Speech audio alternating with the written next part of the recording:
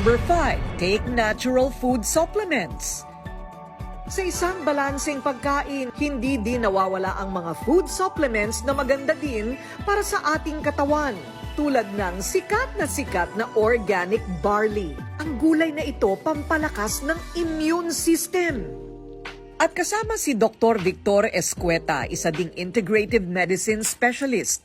Ipinaliwanag niya ang kahalagahan ng barley sa katawan. Paano nakakatulong ang barley? Sagana rin po ito sa mga antioxidants, sagana rin po ito sa chlorophyll, sagana po ito sa mga iba pang sangkap na kailangan ng katawan sa kanilang sa mga proseso na nangyayari sa katawan.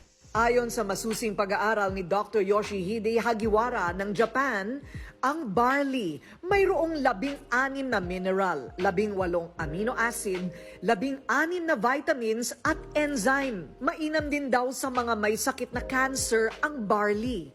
Nakakatanggal din daw ito ng goiter.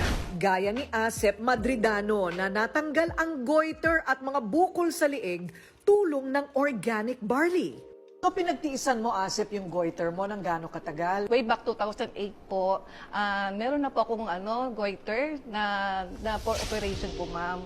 Ang sabi sa akin, bukod sa bukol sa gitna ng leeg ko, meron pa po akong kaliwa o kanan na maliliit po. Na doon sa maliit na bukol, meron pong maliliit na cyst na dapat talaga operahan po, ma'am. Nang maipakilala ng kanyang mister na si Joel ang organic barley juice, ininom niya ito at isang himala daw na unti-unting nawala ang mga bukol sa kanyang leeg. Nawala probably po yung kanyang bukol dahil nga po nakorek yung hormonal imbalance, lumakas ang kanyang immune system.